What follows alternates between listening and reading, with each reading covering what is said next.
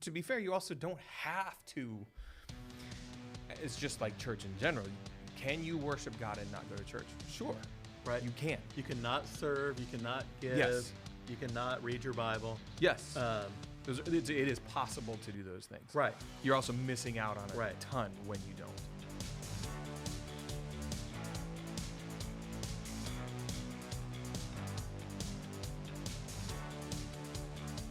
Well, welcome to the WIN meeting, Greg. Hey, thanks. Great to be here. Yeah. Why don't you introduce yourself a little bit for the people who might not know who you are, don't have interaction with you every Sunday or anything like that. Just tell them a little bit who you are, what you do here, why you're here today. Yeah.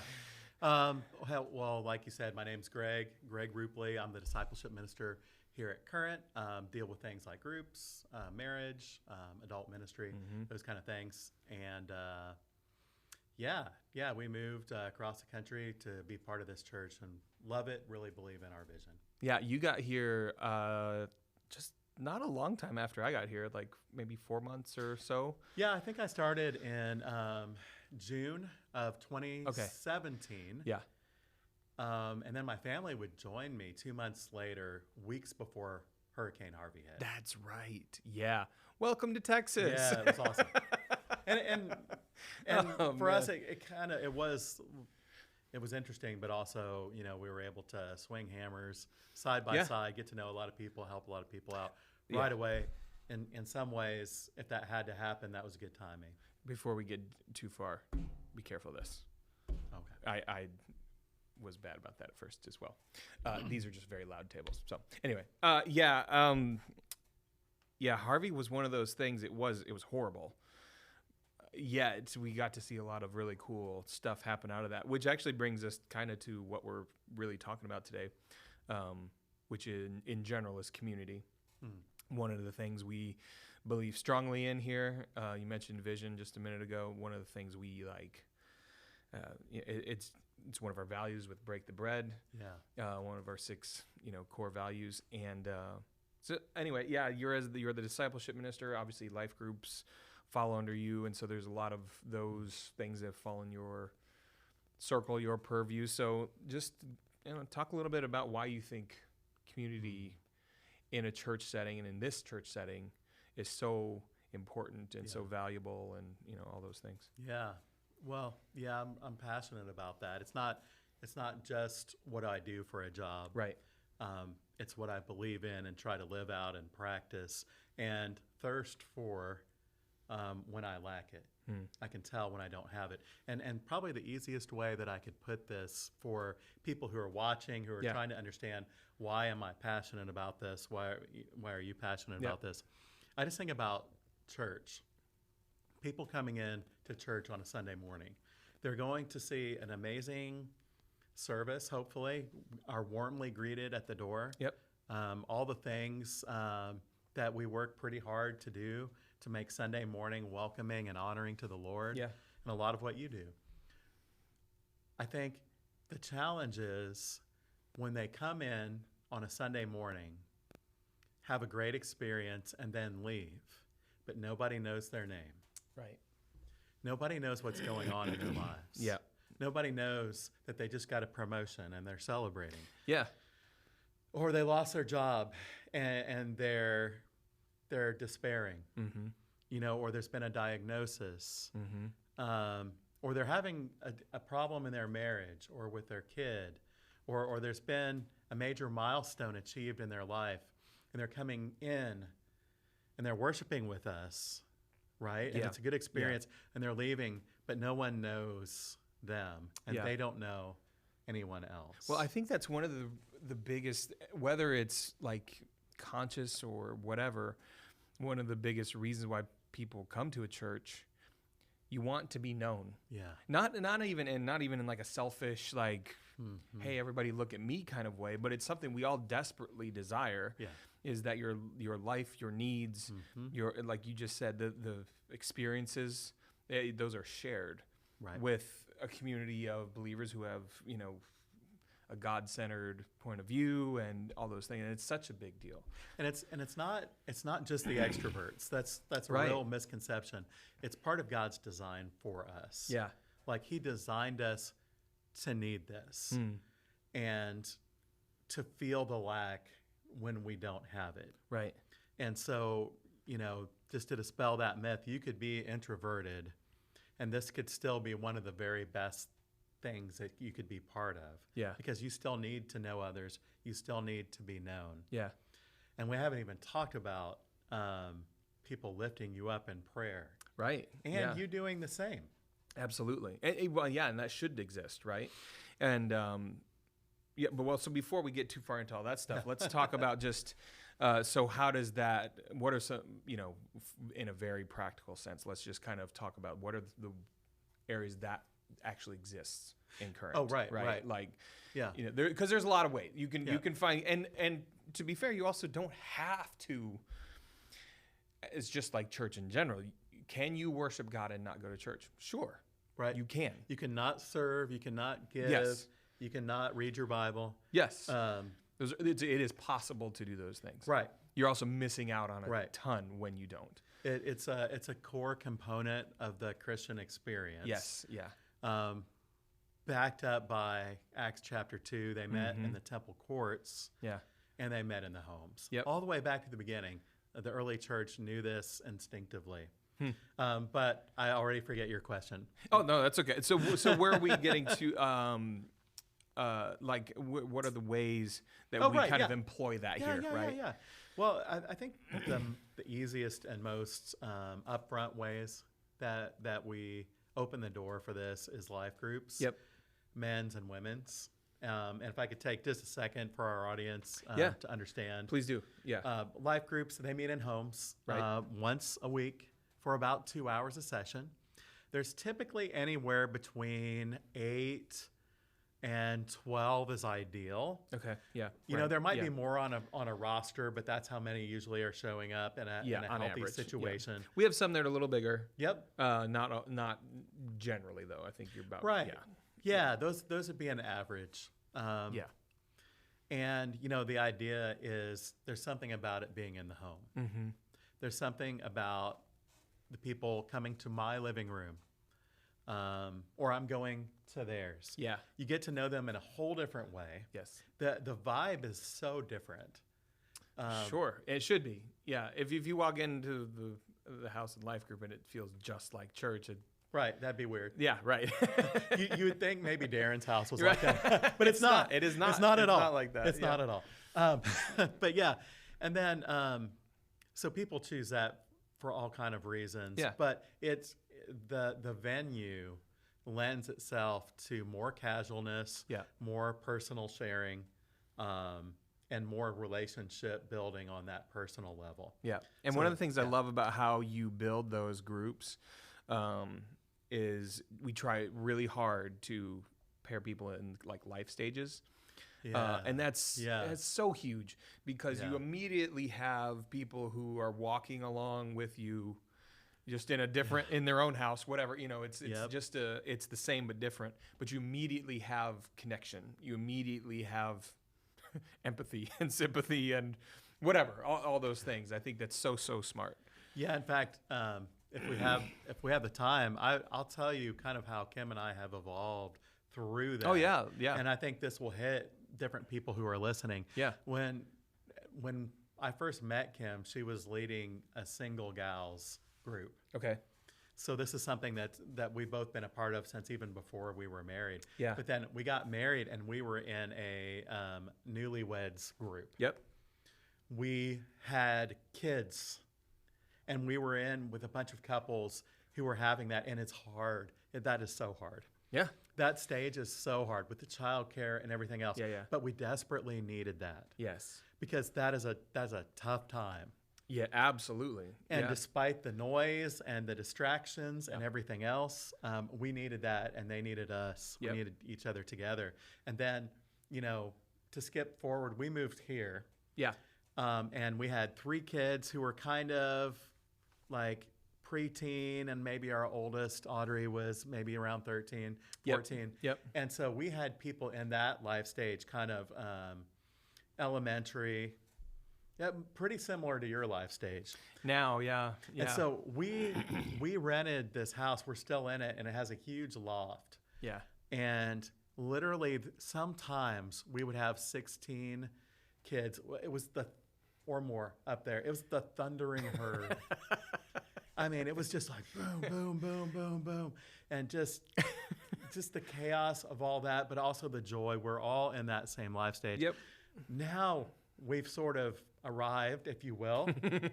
Not that I wouldn't want to go back if I could, but we've arrived at that stage where we're in a life group where no one brings their kids anymore. Sure. Yeah. We have a high school graduate and 2 who are in high school now, and that is a different form, and everyone's in that stage in the group. Yeah. There's this different form of intimacy. And I never knew how much parents were still parents Yeah.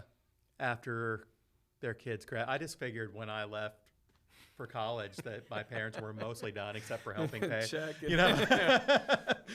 but it's not true. The depth and level of prayers at this stage.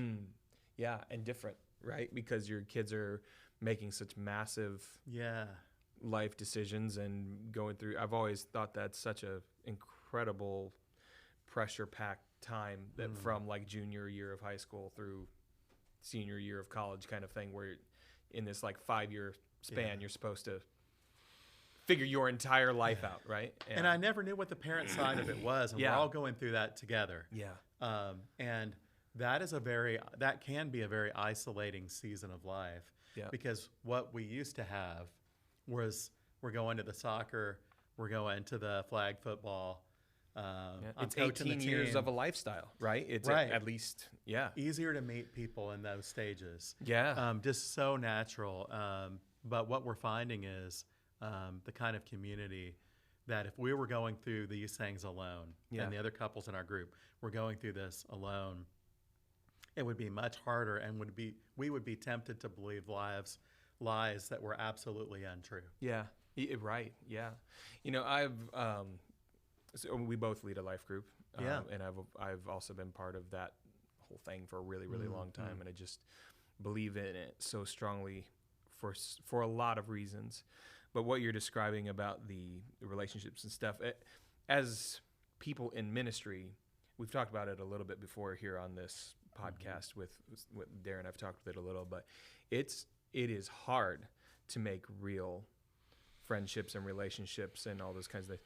A lot because of what you were just describing of how people know you, of how people see you and sense you and all those things here at church. There's a certain, vibe and stuff that they know you as. Right. It's one thing to shake a hand and even know a name in the lobby. Oh, yeah, exactly. Right. And that's a good thing. And we should. That has to happen. But being able to have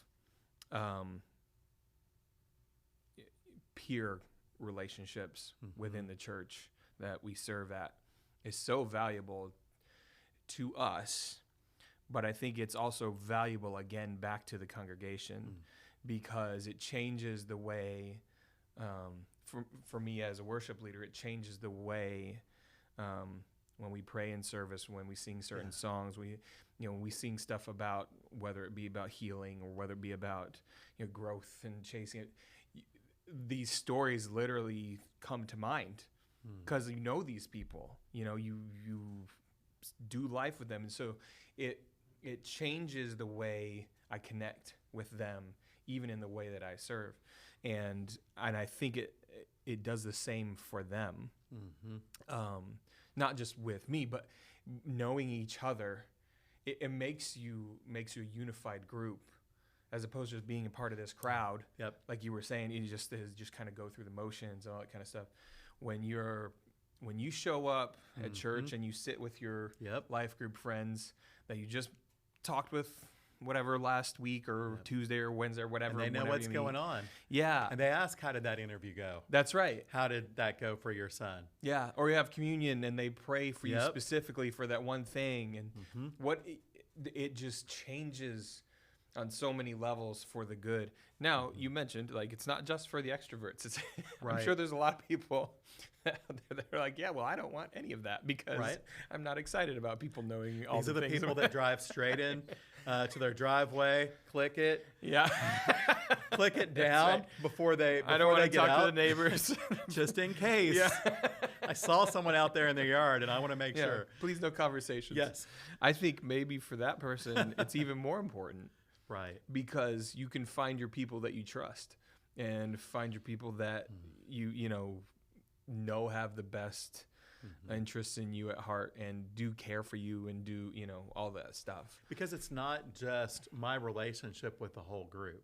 Yeah. It's no, my not at all. relationship with this individual. Yes. And that's what people on this other side of the spectrum Yeah. crave. Yeah. It's not that they want to be in a cave with no one, not all the time. Yeah. It's that they prefer one or two at a time. And Yep. you make those kind of relationships that really flourish outside of the group. Yeah, absolutely. They go have coffee together, they meet together, they pray together. Outside of the group even, they've made that connection that they are comfortable with. Yeah. And the group gives them that context to find it. Yeah. You started mentioning a little bit too, but men's and women's Bible studies, Oh, yeah, we yeah. also have those, Yes. which are different. If you want to talk about that a little bit. Yeah. I love men's and women's. They typically meet on Tuesday nights. Right. And they meet at the same time, and that's on purpose. Yeah. Usually that's like a 6:30 to 8 kind of session. And the best part about it, there's so many good things, but probably the best part for people in a certain life stage is there is very inexpensive childcare. Yeah. So if you're in that life stage, You can genuinely do it. right, Yeah. and you can show up together, check your Yeah. kids in like you do on a Sunday morning.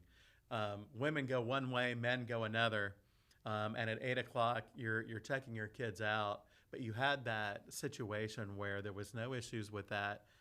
You could show up together, and I think what you get in that scenario is just another piece of the puzzle, because you can get that in a life group where the guys will sometimes meet and hang out, but there's something about a group of guys or a group of gals, Yeah. and the conversation's different, isn't it? For sure. Yeah. I mean, of course it is. The way you're able to talk about things and share things is definitely different, but in a good way. And it's a different type of community that you end up developing. And I think it is also important. Yeah. It's not in competition with Right. a life group type of community or any of those kinds of things. It is an along with. Right. That makes your church experience better. But some people will choose one or the other. That's more than Sure. good. And especially in a given semester, right? Like they'll do a life group one Right. and That's then right. study another or whatever. And we kind of look at it holistically here at Yeah. the church. Yeah. We're not like, oh, hey, Greg or Tim or Tiffany and Nikki are succeeding or failing. We look at the unit more as a whole. Yes. Are more people involved in community? Are they breaking the bread together and looking at it systematically? That way, we complement each other Yes. much better. We don't feel like it's a zero-sum game. Yeah. Yeah. Those kind of things. There was So, there was a question in our Q&A stuff that and we talked about it a little bit, Darren and I, about the was one ministry get pushed a little more than another kind of thing. And I think this is a great example of how that's just really not the case. Yeah.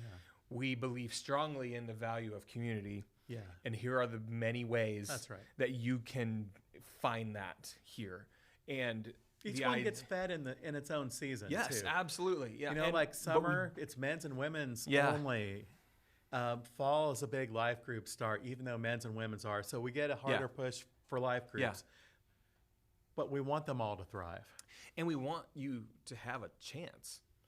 No matter what, no matter what your schedule is, what your life stage and all those things look like, we want you to have a real honest opportunity to find that community in one shape, way or another, beyond just what we experience on Sunday mornings. For sure. I think I would also just say this. The men and women that lead those groups, they're heroes. Oh, yeah. Yeah. And they're unsung for the most part. Right. They're doing it out of the limelight. No one could ever see them because it's done at either their home or somebody in their group's home. Yeah.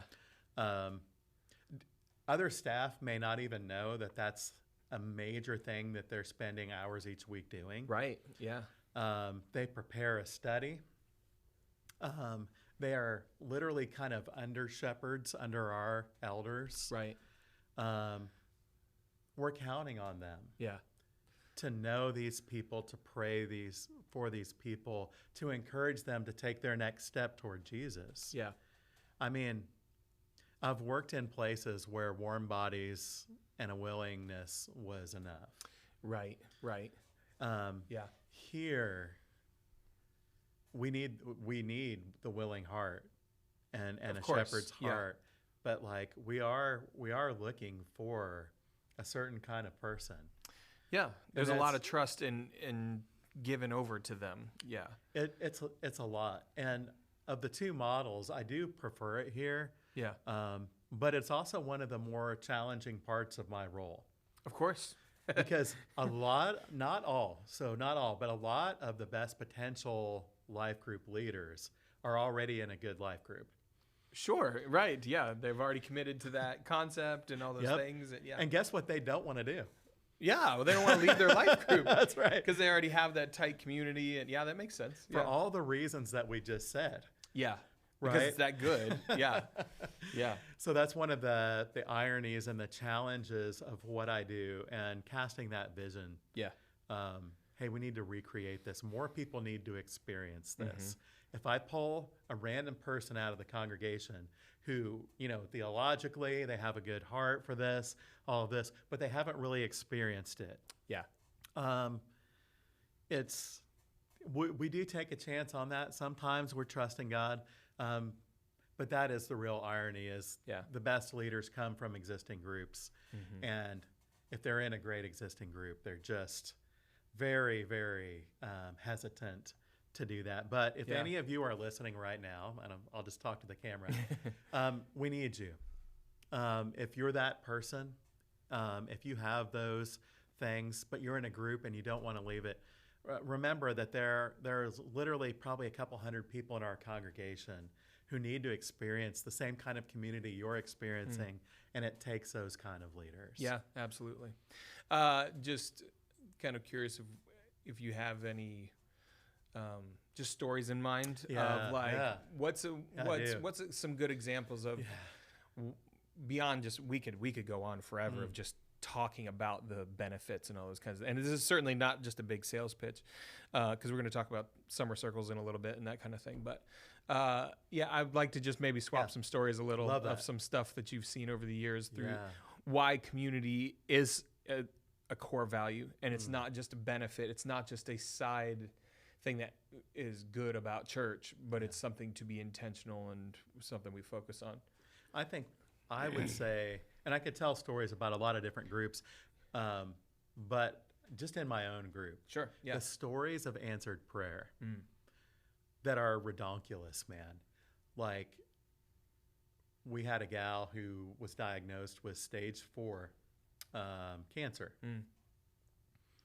And that we looked it up, and oh my goodness, Yeah. the statistics were not good. It's bad. Yeah. It was it was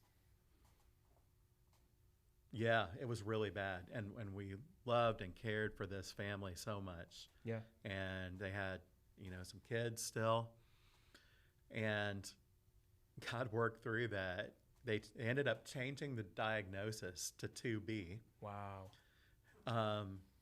And she's still with us today, getting her regular 3 to 6 month checkups, and it's coming clean each time. That's amazing. Like, I'm not saying that would happen every time. Yeah. Because I know things go the other way. Yeah. But to have a group pray you through that, Yep. care for you through that. Man, I could go on. You want more? Sure. Absolutely. Yeah. So one time, they've gone on to lead another group. Okay. And I have multiple stories about this, but this is just the best one. Yeah. Tom and Crystal McCraw, Yeah. obviously, they stalwarts around here. Yep. And they were in our group, and literally during COVID, both of them lose their job within a short time of each other. Yeah. There's no backup plan. There's no $1 million in the bank. Right. And the faith that they had and the prayers and support that they had during that time. And then Tom got his job back, and then Crystal, I think she even got a slightly better one. Yeah. Just seeing them handle it, and even the times where they needed or wanted support, Yeah. we were able to pray them through that, and to watch that, and not just to see that happen. And here's the big deal. Right. Not just to see that happen, because, hey, that's awesome. Tom, if you're watching, man, it's still inspiring. But what it did for the other people. Yeah. Right? Because you could just focus on the story of, hey, they were in a time of a very challenging time, and they had a group of people to get them through. It's watching that happen. It's seeing God do that, so that when stuff like that happens in your own life, you've seen it happen over and over and over again, because you knew them well enough. And they actually got to the point where they were telling you what was really going on. Right. Right. Not just hey, we got some Yeah. stuff going on. If you could just kind of pray for us. Right. And that's okay at a certain point, but it ought to be way more than that. And when it is, yeah, you see stuff like that happen. Yeah. So we've seen all kind of answered prayers, and Yeah. the net effect of that is not just for the person. God's Yeah. using it to encourage all of us, and really to trust Him more. Yeah, absolutely. And even when it doesn't go the way we're praying, Yeah. that He's got us. Yeah. It grows your faith. I really think that's something that can only be experienced. It's not the same when it's just in your head up here. Yeah. Yeah. Just this year, we had one of our families in our life group. They had a scenario where they were going to be having, if I get this wrong, guys, I'm so sorry about the exact numbers, but if I'm correct in remembering, they were getting ready to have a baby and clothes on and move into a new house all within 36 hours of itself. And yeah, right. And they already had a 2-year-old. So, Piece of cake. right. And so, it was just really cool to see, well, when the conversation came up, all right, and it's not even like a thing of like, I wonder if we can help them. That's not the question. It is, okay, how are we going to handle this, guys? What are we going to do to make sure we help carry them through this thing, through all these things. And it's just so cool to see everybody's just giftings and excitement and, I can do this and I can do this and I will bring this food and we'll make sure they have these covered for the next 3 weeks and da-da-da-da-da. And then once they were moved in, we actually, we meet on Wednesdays, but we took one of our life group meeting nights and we all just went there and we unpacked, not their whole house, but a lot of their house. And for somebody who just had a baby, a Those week boxes prior, would have been there for months. easy, Yeah. easy, right? Like we've been there. Like, Yeah. moving's not easy no matter what, much less unpacking and moving into a new house. And you don't even know where you want everything and all that kind of stuff. But, and so many of these stories about groups can sound like bragging. But there's a piece of it where it kind of is a little. And it's like, and this is what I say, if you're not part of it, when we say you're missing out on stuff, this is what you're missing out on. Right. Whether you're the person that gets to receive some of that blessing or you get to be part of lifting somebody else up, that's all. The giving is always better than the receiving. I was just going to say that, like, it sounds like something said very cynically. Right. But the truth is, there really is nothing more thrilling Yeah. than to do something that helps somebody else out in your group. Yep. And, again, that could sound cynical too. You're just waiting to receive it back. It's just a pooling of your resources for when someone's down, someone's up. Yeah. It's not. There's something that God does in us that leaves us feeling amazing. We show up and leave different. Yes. As we say around here, when it comes to groups. Right. And that's, I think you hit on it. it's not that we're going to make you somehow not a member if you're not ever in a men's or women's or life group. No, right. It's not that we're going to declare you a bad person Right. Yeah. or anything like that. It's that, dude, you're missing out. Yeah. You have no You idea genuinely what you're missing are. out on. Yeah, you genuinely are missing out. And it is a commitment of time. Sure. Absolutely.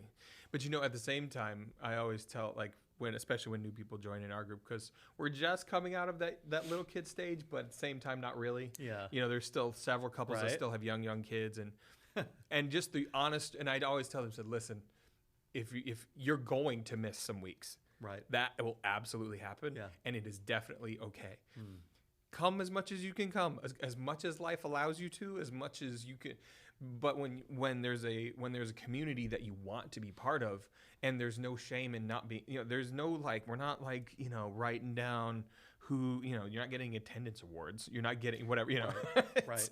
It's about being part of this thing where, and in fact, if you can't make it, let us know why and how we can pray for you and how we can help. Right. Because if you've got a sick kid, that we've all been there, that's Yeah. not fun. They're That's throwing up. Hey, go ahead and stay home. yeah, please.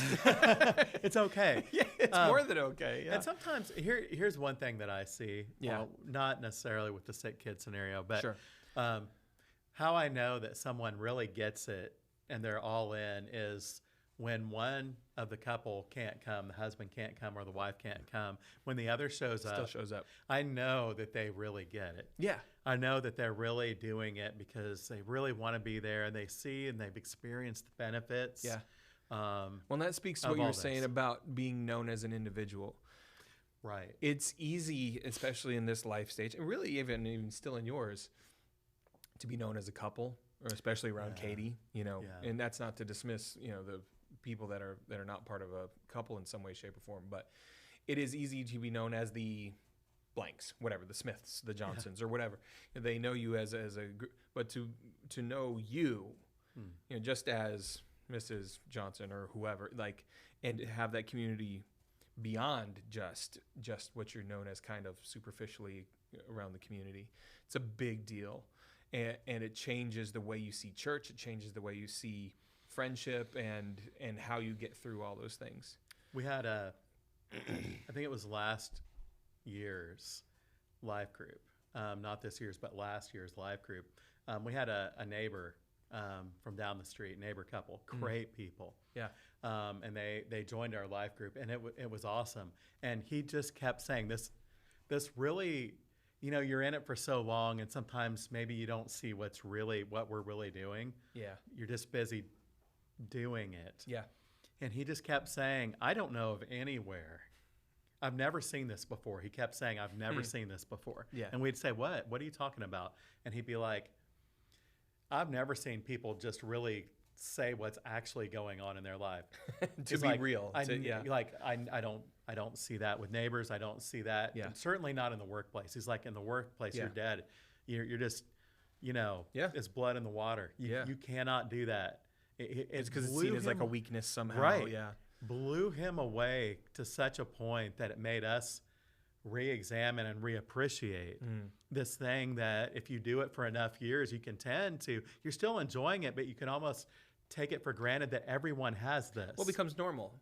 Right. And you forget Yeah. that, like, it becomes normal for us. Right. But it's not normal in the outside. What's world of normal that. is to be isolated on your own, Yeah.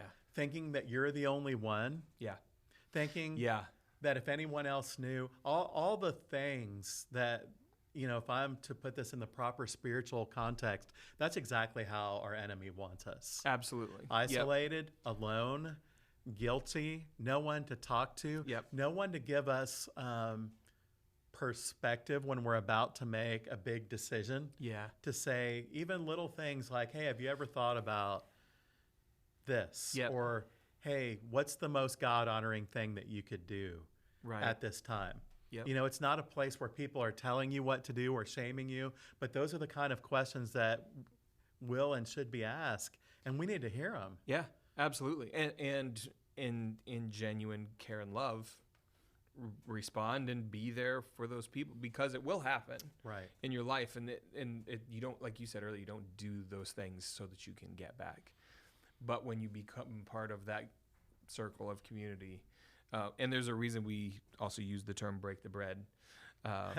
It is often around Yeah. food, and that's Right. a really great part in it. But there is something when you sit down and eat with people, Yeah. when you share in life, we're going to sit down and have dinner, and we're going to talk, and we're Yeah. going to be real people with each other. And like you said, celebrate together, but also maybe cry together and work through things together. Yeah. And that's it's a beautiful thing to be part of. It really is. And that's why life groups are 2 hours every week. Yeah. Because we don't want to shortchange that piece of it. Yep. It really sets up, the study that we do. Yeah. And even leads to the prayer time where people have often either leaned into that kind of food and fellowship time at the beginning or leaned out somehow assuming that that's kind of just the fluff and we're strong and we don't need that. Oh, sure. Yeah. But the truth is an engine needs oil, Yeah. Yep.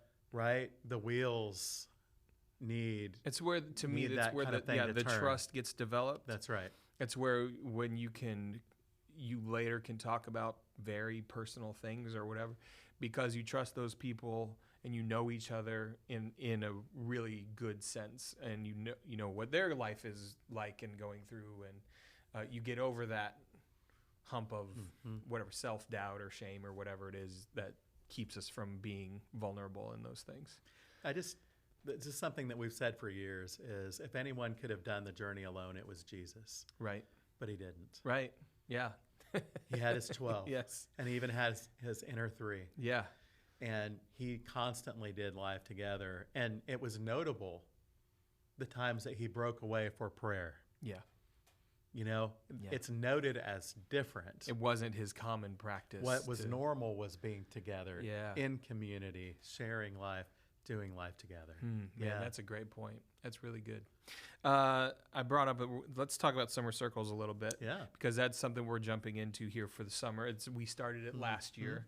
And I mean, it's not like this is either yours or mine or anybody's, but I am kind of interested to hear your just thoughts on it. Like, because quite honestly, when Darren brought it to us last year, I think we were all kind of like, okay. How's this going to go? Yeah, what? Sure. We'll We'll be there. Yeah, right. Yeah, we had no idea. None of it, and truthfully, we didn't really know even what it was. But it was born out of this idea that, over the summer, it's easy for the church to kind of just get spread out and disconnected a little, and you got travel and vacation and whatever, all those things, and that normally happens. So trying to find something that keeps us connected, and beyond that, not just keep us connected, but to push us forward into better community over the summer as opposed to disconnecting a little. I think, when I look at the big picture of summer circles, I think it was the first time that almost universally the entire church felt comfortable post-COVID. Yeah. I mean, there were pockets of people that were super comfortable along the way. Sure. And at various points, other people would join in, and this is true across our society. Yeah. But I feel like it was a coming together after all of that. And you'd be like, 2022, that's really late. Well, that's just how it played out. Yeah, you're right. I mean, We there forget. definitely was people that were coming to it's the first functional thing that they had gone to in a large group setting. And yeah, like you said, that's just To kind have of the food timing in of that things. scenario, to Right, feel right. good and with 300 people in a room at the same time. How quickly we forget Yeah. how different things were just a short time ago societally. Yeah. And when I think about what we're doing this year, I don't think that was just lightning in the bottle for that Yeah. year. I think we have a hunger for that small group community, like we just Yeah. said. Yeah. And we get that at the tables at summer circles, but there's Yeah. kind of a bigger picture of the body of Christ here at Current Uh-huh. together, Mm-hmm. sharing a meal, hearing from our lead pastor, Yep. Doing a little bit of worship together, having the whole family together. There exists in that a community of a different kind Yeah. that we also long for. Well, I think it's what makes it different than just like whatever Wednesday night Bible study Right. or something. Right. It really truly is a different experience. The combining of like I said, the small group setting with the large group gathering at the same time is a really cool just kind of balance that happens within that, because even if you go to life group all the time, you get to now meet new people. You now get to Right. do the discussion thing with Right. people you've probably never even met before. You have no idea who they are, and you'll sit down at a table with them and get to have that experience with somebody else. That's a wonderful thing, because community shouldn't just stay in your little life group. Right. Shouldn't just stay in your men's Seek table to or grow it, women's. right? Right. That should seep into all those other spaces. Right, because a life group exists as a cell in part of the body. Right. It's not ever meant to go off on its own. Isolate on that its would be own. as crazy as a finger Yeah. heading off on its own as part of the body. It makes no sense. Disconnected. Yeah, it would be very Right. not very useful. To the point where kind of my role in summer circles is there's 70 men and women who are serving as table hosts. yeah. And it was my role to recruit and a encourage lot. these people. It's because of the intentionality that Darren has Yeah. and what he really wants us to be. Yeah. It's not just how many people can we get to hear me talk. No. It's not that at all. Yeah. It's really about that. And there's a biblical talk of some significance. Yeah. And there's some worship. Yeah.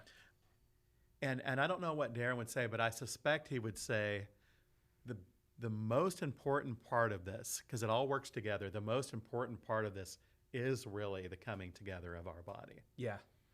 Yeah. as opposed to pointing out just one of those other things where on a Sunday morning we would probably rightly say it's worship and the preaching of the word. 100%. We'd have to, and it's a Yes. good and it's- just thing. And it should take Right. precedence on those days. But I think you're right. I think Summer Circle's community kind of takes that front seat Right. instead Yep. in a lot of good ways. And it happens with the kids. It happens with the student. There's not a lot of things just in life in general that you can bring your whole family to. That everybody can exist in this thing and everybody enjoy it in all of its different functions. And just in case there's someone who hasn't tried this, Yeah, summer yeah. circles, I would just say this. It's really cool to see how different volunteers and staff members have lent their particular skills Yeah. to this thing. Like, do Yeah. you remember week 1 of last year? I do remember We- week one listen. of last year. God filled it up to overflowing. Yeah. We didn't know there would be that kind of response. I think we started with 25 tables, I think. Right. And we ended up setting up like 38. Yeah. It was so pretty many. sure. Yeah. I don't know how many. It was a The lot. only reason I know this is because I was wheeling in tables. Right.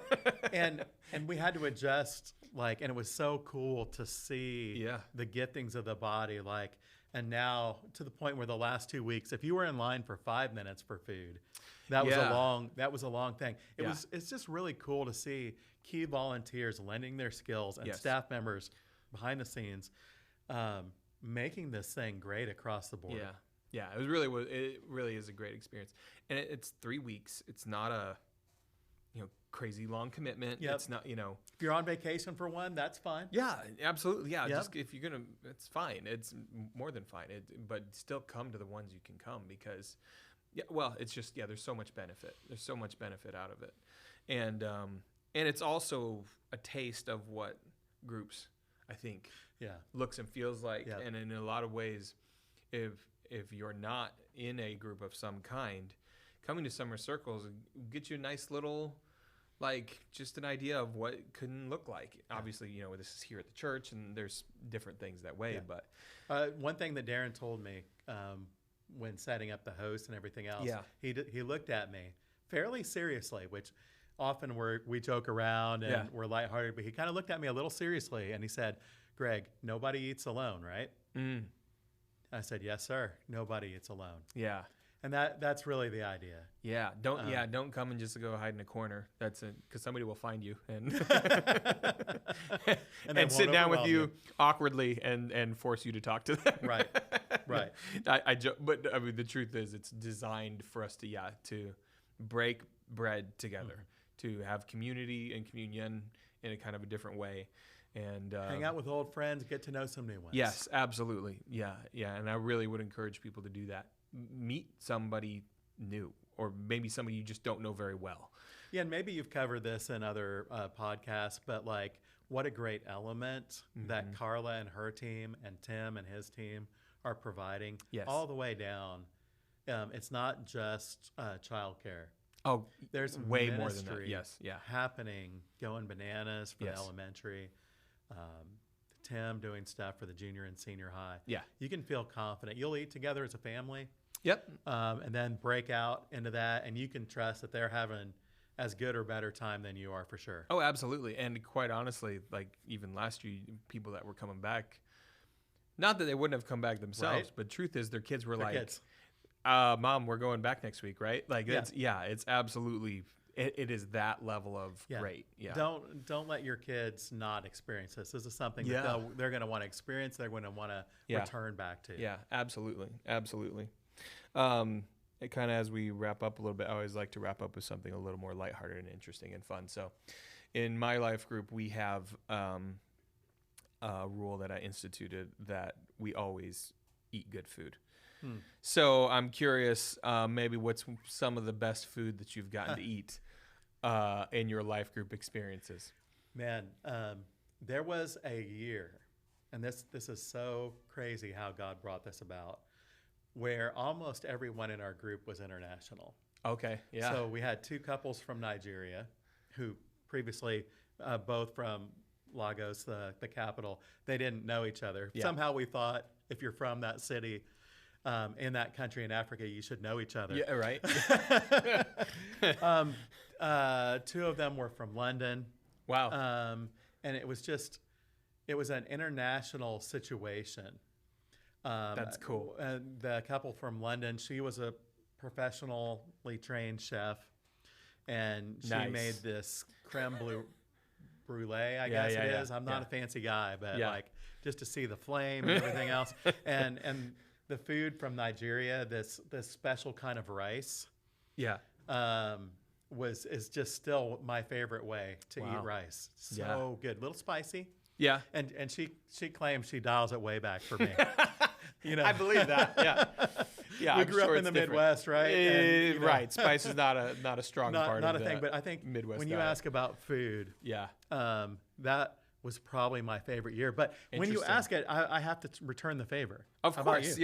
yeah. So I came up with a saying a while back, and now it's kind of a common theme in our life group, that there aren't many problems that salty meat and melted cheese can't fix. So there's a lot of that happens in our group. There is one particular staple that comes around probably in a given 10 to 12 week semester 3 or 4 times. Our people, they love Mexican food. And so it is, it's just, and especially when you have kids and all those, it's easy to make a lot and it's relatively cheap. Taco bar, Tex-Mex Yeah, bar, yeah, yeah. that kind of thing. But Julie O'Neill makes a chicken enchilada Oh, thing that's like just so good. It's so good. So man. You skipped breakfast today, didn't you? yeah, I generally do. But yes, that said, tonight is Summer Circles and I'm looking forward to the food. But anyway, yeah. So that is definitely no, we do also have like regularly, like somebody will bring interesting things, different things. And that's part of the cool thing, especially I think for like the wives or the guys who cook in their household or whatever, especially with kids in our stage. Oh, well, here's how we do this kind of dinner. Oh, wonderful. I know for my wife, it's one of those like, what are we going to eat tonight? Like, it can become a thing, but it's another little side benefit of you can learn some new recipes. Yep. You can learn some, so-and-so said they make this for their kids. Let's try that. So it's a really cool thing for that too. Man, so true. So true. Look forward to it every time. Absolutely. Well, this has been a wonderful conversation, Greg. I appreciate your drive and your passion for this and how you help kind of keep that train rolling forward. and I love getting to do it with you. And so anyway, I really appreciate that about what you bring to the table. So thank you for being part of the WIN meeting today. Yeah, my pleasure. And go team. Go team. Thanks so much for joining us for this WIN meeting. Be sure to follow us on Instagram at the WIN meeting and to subscribe to the Corona Christian Church channel on YouTube. We'd also love to hear your wins, so send us a message on our Instagram and share with us some of the ways God is winning in your life.